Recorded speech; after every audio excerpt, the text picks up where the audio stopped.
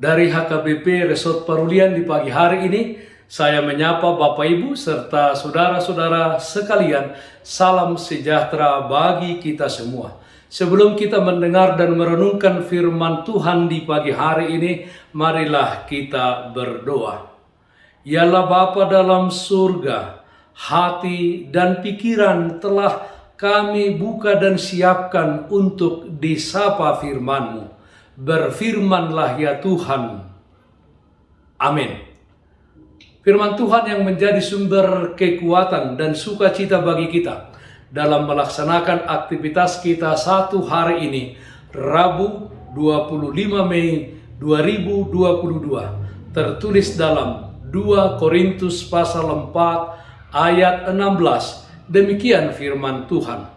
Sebab itu kami tidak tawar hati, tetapi meskipun manusia lahiriah kami semakin merosot, namun manusia batiniah kami dibaharui dari sehari ke sehari. Tetap kuat meski badai hidup menerpa. Saudaraku yang terkasih dalam Kristus Yesus, tidak tawar hati adalah sikap hidup yang harus selalu dijaga di dalam kehidupan ini. Jangan sampai kita dihinggapi sikap yang tawar hati, menjadi seorang yang pengecut, menjadi seorang yang pesimis di dalam hidup ini. Dengan hidup tidak tawar hati merupakan sebuah kata kunci untuk membangun semangat kita kembali. Hidup penuh perjuangan dan tetap optimis untuk menggapai masa depan. Apa yang dimaksud dengan tawar hati? Tawar hati itu adalah hilangnya minat kita, hilangnya semangat kita. Kita tidak antusias, kita tidak bernafsu untuk melakukan segala sesuatu.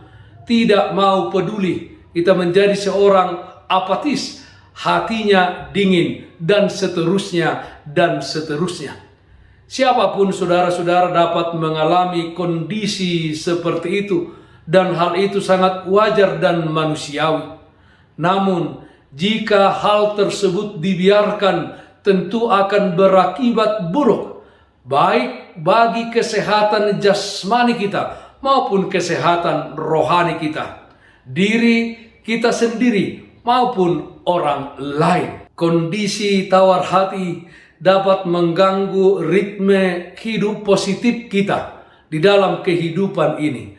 Orang yang tawar hati pandangannya menjadi negatif terhadap dirinya sendiri, terhadap orang lain, bahkan terkadang terhadap Tuhan. Ia cenderung menarik diri dan tidak mau peduli dengan lingkungannya, bahkan tidak lagi peduli terhadap dirinya sendiri.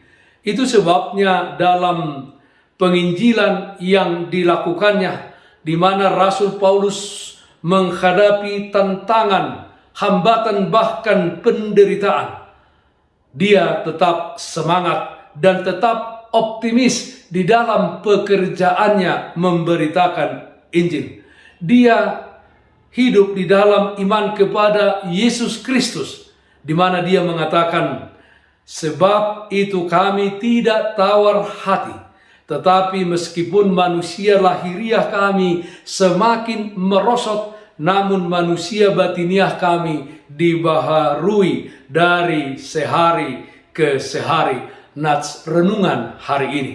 Saudaraku yang terkasih dalam Kristus Yesus, seperti apapun keadaan yang kita hadapi saat ini, keadaan yang mungkin dapat membuat kita tawar hati, berputus asa, menjadi seorang yang apatis dan takut untuk menjalani dan menggapai masa depan.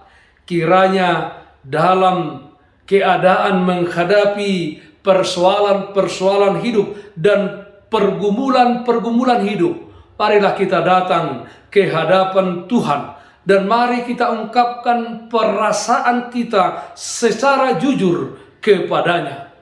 Allah pasti menyertai kita. Dia akan memberikan kekuatan kepada kita. Kita percaya bahwa setiap persoalan, setiap kesusahan dan penderitaan yang kita hadapi, tentu hal tersebut di tangan Tuhan itu adalah untuk kebaikan kita.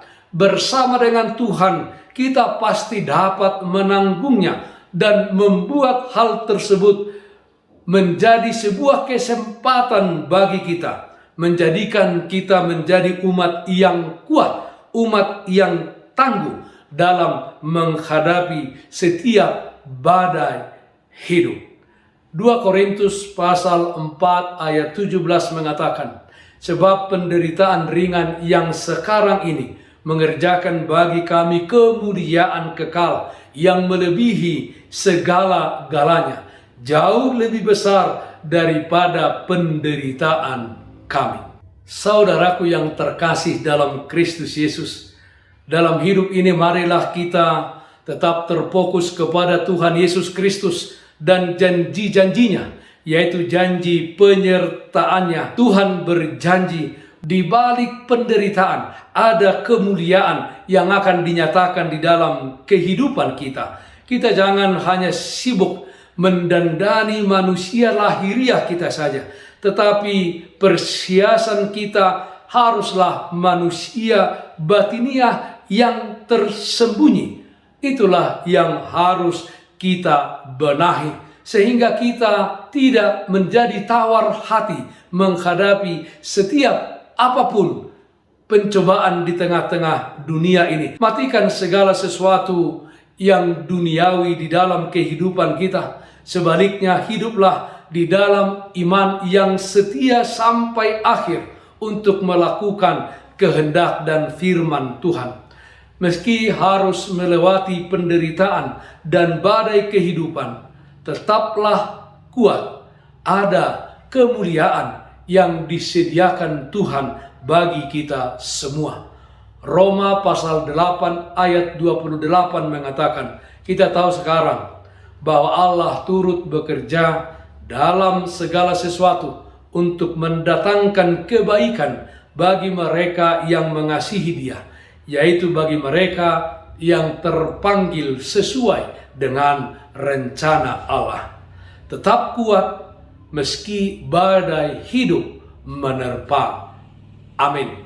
Mari kita nyanyikan buku Ende 697 ayat 2, Moloho dohui huton.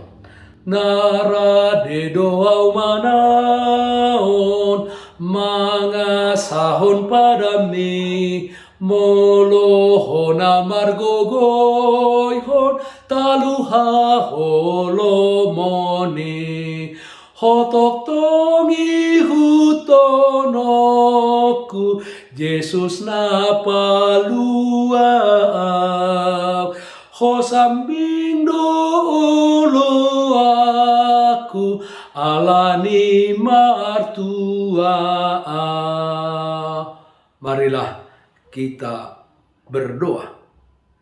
Terpujilah namamu ya Allah Bapa di dalam surga. Kiranya di tengah-tengah dunia ini, di mana kami banyak menghadapi cobaan, ujian, persoalan dan pergumulan hidup, dengan kuat kuasa Roh Kudus-Mu, kiranya kami tetap kuat di dalam menghadapinya. Kami bisa menang sampai kepada akhirnya bersama dengan Tuhan. Meskipun badai hidup menerpa kami, berganti-ganti malah ya Tuhan, tapi kami tetap kuat di dalam Tuhan. Kami berdoa yang sakit dimanapun saat ini berada, Tuhan berikan kesembuhan. Yang berduka, Tuhan berikan penghiburan. Di dalam satu hari ini, di dalam setiap aktivitas kami, Tuhan mau campur tangan, memberikan kepada kami kekuatan, kedamaian yang dari surga. Terpujilah namamu, hari ini kekal sampai selama-lamanya. Amin. Kasih karunia Tuhan kita Yesus Kristus, kasih setia dari Allah Bapa, serta persekutuan Roh Kudus, itulah yang menyertaimu hari ini kekal sampai selama-lamanya. Amin. Bapak Ibu Saudara-saudara yang terkasih, taatlah akan protokol kesehatan. Bersihkan hatimu, bersihkan rumahmu, bersihkan pekaranganmu. Tetaplah berdoa kepada Tuhan, sumber berkat dan anugerah di dalam kehidupanmu. Salam sehat, tetap semangat. Tuhan Yesus memberkati kita semuanya. Shalom.